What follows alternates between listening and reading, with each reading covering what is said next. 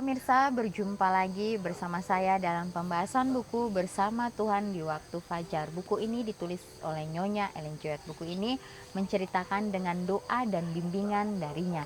Kita dapat diyakinkan bahwa pada hari yang mulia itu, ketika Kristus kembali untuk mengklaim miliknya, kita akan menunggunya di sana dengan tangan terbuka dan disambut kehadiratnya yang kekal.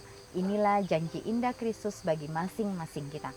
Janji yang pastinya dia akan tepati untuk kita. Pada saat kita berada di dunia ini, biarlah kita dapat melakukan yang terbaik bagi Kristus. Apapun yang kita lakukan, biarlah kita meminta akan bimbingannya. Kita berdoa, meminta akan petunjuk daripada Tuhan, sehingga apapun yang kita lakukan boleh sesuai dengan kehendaknya. Pada saat ini, saya mengundang akan seluruh anggota keluarga dan saudara-saudara semua. Kita dapat berkumpul bersama-sama. Kita akan mempelajari nasihat firman Tuhan pada saat ini, dan biarlah rencana-rencana indah Tuhan itu akan menjadi bagian masing-masing kita. Kita akan masuk ke dalam judulnya, yaitu kesederhanaan. Ayatnya terdapat di dalam Matius 10 ayat 42. Dan barang siapa memberi air sejuk secangkir saja pun kepada salah seorang yang kecil ini, karena ia muridku, aku berkata kepadamu, sesungguhnya ia tidak akan kehilangan upahnya daripadanya. Pekerjaan harus dijalankan dalam kesederhanaan kebenaran. Lanjutkan pekerjaanmu dengan kerendahan hati. Jangan pernah melampaui kesederhanaan Injil Kristus. Bukan untuk roh pertunjukan yang sombong, tetapi untuk meninggikan Kristus. Penebus yang mengampuni dosa, akankah engkau menemukan kesuksesan dalam memenangkan jiwa? Saat engkau bekerja untuk Tuhan dalam kesederhanaan dan kerendahan hati, Dia akan menyatakan dirinya kepadamu. Ditulis di dalam Testimoni jilid 9 halaman 142. Ya, jadi kembali lagi, pekerjaan yang kita jalankan itu, apapun itu, biarlah kita boleh di dalam kesederhanaan kebenaran. Ya, pekerjaan dengan kerendahan hati. Ya, karena ini bagian dari karakter Kristus, mempunyai kesederhanaan, mempunyai kerendahan hati di dalam setiap apapun yang dia lakukan. Ya, jadi betapa pentingnya meminta hikmat kebijaksanaan dari Tuhan, sehingga orang pun dapat melihat ya di dalam cara berpakaian kita, di dalam tingkah laku kita, di dalam kata-kata kita, di dalam sikap kita, apapun itu. Ya, sehingga mereka dapat mengenal siapa Tuhan yang kita sembah. Di sini dikatakan saat engkau bekerja untuk Tuhan dalam kesederhanaan dan kerendahan hati, Dia akan menyatakan dirinya kepadamu. Ya, jadi tanpa kita sadari, ya, apa yang kita sudah lakukan, Tuhan akan menyertai itu. Ya, Dia akan menolong kita, ya, sehingga orang-orang di sekitar kita ya akan mengatakan bahwa saya baru melihat, ya, bahwa hal-hal ini datangnya dari Tuhan. Oleh karena mereka tidak berhubungan secara langsung dengan pekerjaan keagamaan, banyak orang merasa bahwa kehidupan mereka tidak ada artinya, sehingga mereka tidak berbuat apa-apa untuk mencapai kerajaan Tuhan. Jika sekiranya mereka dapat melakukan perkara-perkara yang besar, betapa senang mereka mau melakukannya. Akan tetapi oleh sebab mereka hanya dapat melayani dalam hal-hal yang kecil, mereka mengira bahwa mereka dianggap tidak melakukan apa-apa. Ya, dalam hal ini mereka salah. Seseorang dapat giat dalam pekerjaan Tuhan sementara berpaut pada kesibukan pekerjaan sehari-hari, sementara memotong kayu, membersihkan pekarangan, atau ikut melukuh. Ibu yang mendidik anak-anaknya bagi Kristus sesungguhnya keadaannya sama bagi Tuhan sebagaimana pendeta di mimbar. Ya, jadi kembali lagi, bagaimana kita mempunyai hubungan secara langsung dengan pekerjaan keagamaan. Banyak orang merasa bahwa kehidupan mereka tidak ada artinya. Ya, karena mereka merasakan bahwa apa yang mereka lakukan adalah melakukan hal-hal yang kecil, pekerjaan kecil. Tetapi hal itu salah, dikatakan bahwa pekerjaan kecil, sekecil apapun kalau kita lakukan itu dengan sepenuh hati kita, ya dengan ketulusan kita, maka itu sangat besar di hadapan Tuhan. Maka Tuhan akan memperhitungkan itu di dalam pekerjaannya. Ya. Dikatakan jangan kita menganggap bahwa kita tidak melakukan apa-apa. Ya, seseorang dapat giat dalam pekerjaan Tuhan sementara berpaut pada kesibukan pekerjaan sehari-hari. Apa itu pekerjaan sehari-hari? Ya, inilah bagaimana kita di dalam rumah tangga kita. Pada saat kita bangun di pagi hari, kita bersyukur kepada Tuhan. Kita berdoa meminta tuntunan Tuhan. Pada saat kita menyapu, pada saat kita mengepel, pada saat kita memasak, ya apapun itu, pada saat kita mungkin membersihkan halaman, itu adalah pekerjaan yang Tuhan inginkan bagi kita, umat-umatnya di atas dunia ini. Pekerjaan-pekerjaan seperti itulah yang melatih kehidupan kita untuk kita lebih kuat, ya, untuk kita lebih mengasah akan karakter kita. Ya, pekerjaan yang kecil seperti itulah yang mengasah karakter kita setiap hari. Disitulah kita akan mendapatkan kekuatan. Disitulah kita akan mendapatkan kedamaian dari surga. Bila mana kita lakukan dengan sepenuh hati kita, dengan segenap hati kita, dengan ketulusan kita. Ya, kembali lagi bahwa di dalam pelayanan Tuhan, ya walaupun pelayanan itu sangat besar, tetapi Tuhan kembali lagi menguji kita melalui hal-hal yang terkecil di dalam kehidupan kita. Kalau kita sudah bertanggung jawab dengan itu semua, maka Tuhan akan melihat dan Dia akan memberikan tanggung jawab yang berikutnya lagi untuk kita lakukan. Ya, kalau kita belum setia dengan hal-hal itu, maka Dia akan terus memberikan kita sampai kita benar-benar sudah siap melakukan hal yang lebih lagi bagi Kristus. Banyak orang merindukan talenta khusus yang olehnya dapat melakukan pekerjaan yang mengherankan. Sedangkan kewajiban yang ada di tangan, perbuatan yang membuat hidup itu harum, hilang dari pemandangan orang-orang ini. Biarlah orang-orang memegang kewajiban-kewajiban yang langsung terbentang di jalan mereka. Kemajuan tidak banyak bergantung atas talenta, sebagaimana atas tenaga dan kemauan. Bukanlah oleh memiliki talenta-talenta yang hebat yang menyanggupkan kita untuk memberikan pelayanan yang dapat diterima. Ya, akan tetapi oleh melaksanakan pekerjaan sehari-hari dengan bersungguh-sungguh hati. Roh yang puas yang tak bercela menaruh perhatian yang sungguh-sungguh kepada kesejahteraan orang lain. Pada orang yang paling rendah kesempurnaan sejati dapat diperoleh. Alfa dan Omega jilid 3 halaman 181.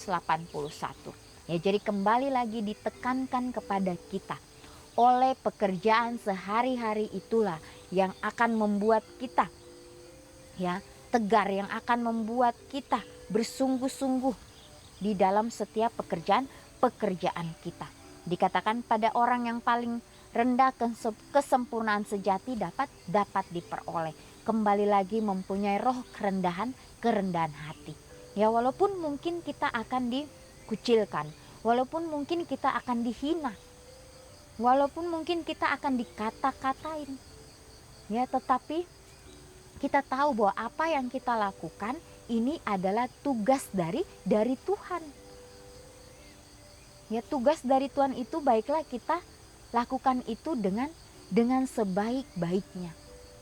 Ya, jangan mau mendengarkan kata si A, kata si B dan seterusnya, tetapi biarlah kita tahu bahwa inilah kebenaran, kita lakukan itu dengan kesanggupan kita, karena Tuhan akan memberikan kita kekuatan untuk melakukan itu. Ya, jangan kita mengatakan bahwa di dalam suatu pelayanan yang kita lakukan bahwa kita akan hidup aman, kita akan hidup nyaman. Tidak, bahwa akan lebih banyak lagi tantangan yang akan kita hadapi. Biarlah kita mau ya untuk melatih kehidupan kita setiap harinya, karena kita akan melihat di ujung jalan sana penyertaan Tuhan yang begitu luar biasa bagi kita. pada saat kita sudah melewati itu, kita merasakan bahwa ya ternyata saya bisa melewati semuanya itu. Ternyata semuanya itu karena Tuhan. Karena Tuhanlah yang menyanggupkan saya. Karena Tuhanlah yang memberikan saya kekuatan.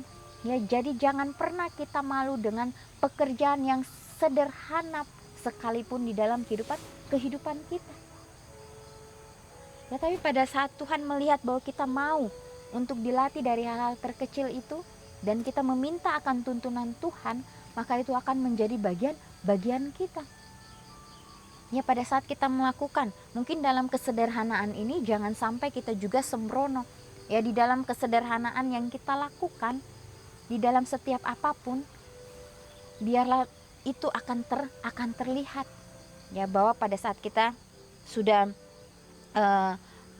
memakai pakaian yang sederhana, tapi itu harus bersih, harus rapi juga.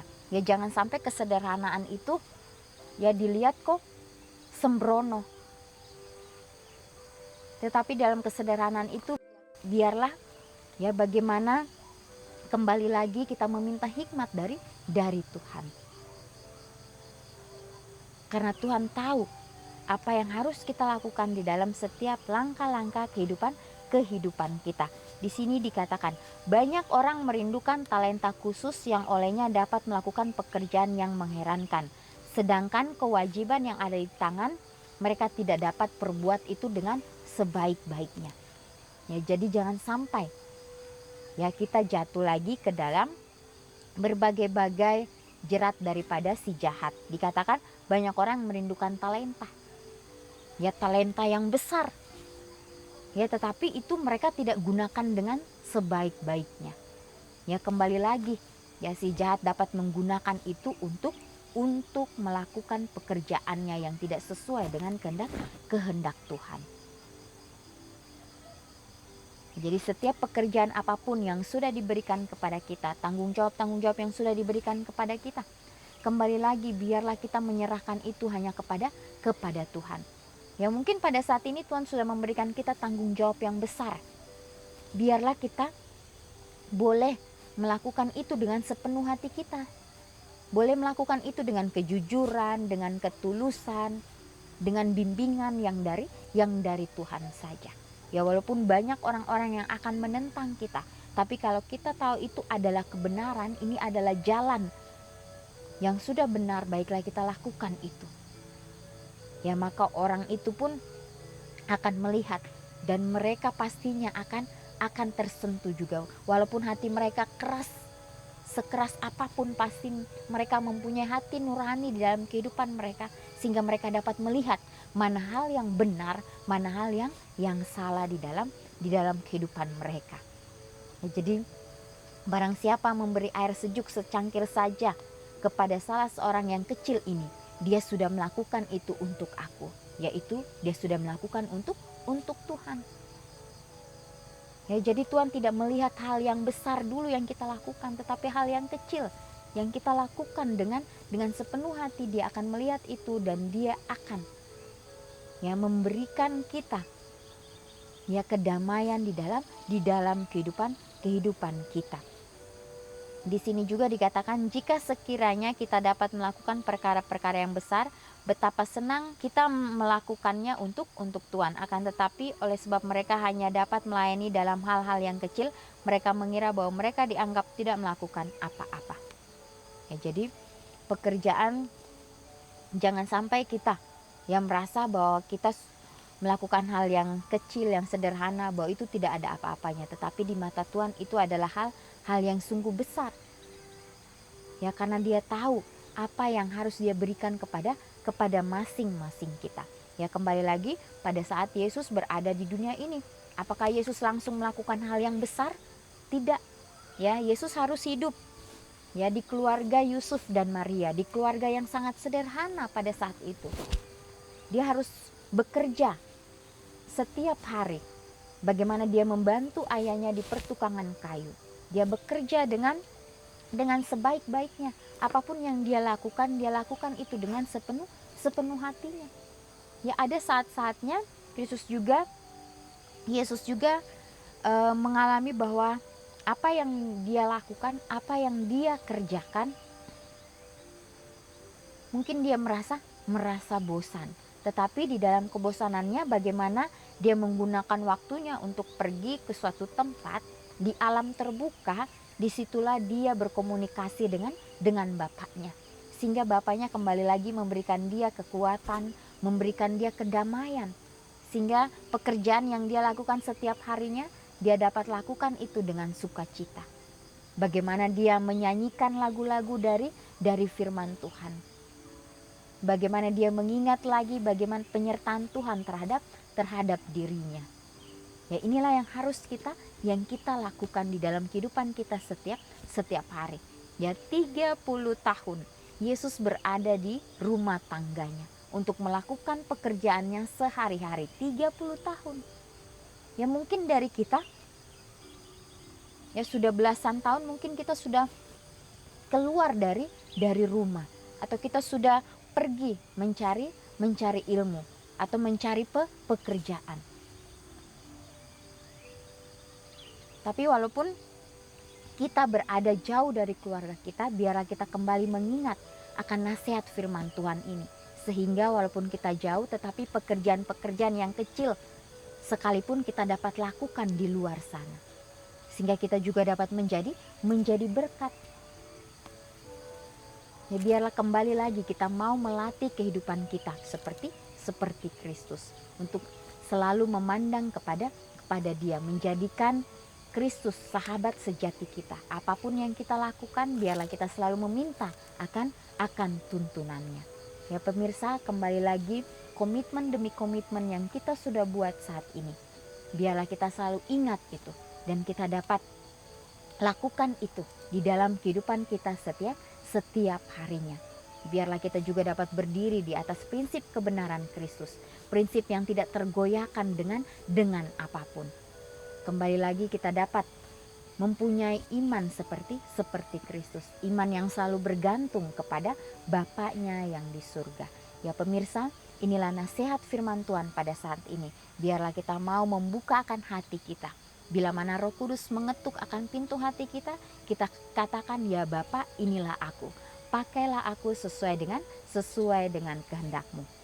Biarlah nasihat firman ini akan memberikan kita kekuatan, memberikan kita kesanggupan untuk melakukan pekerjaan kita dengan penuh tanggung jawab, karena kita lakukan semuanya itu hanya untuk kemuliaan nama Tuhan. Kita akan berjumpa lagi di kesempatan yang berikutnya dan Tuhan memberkati.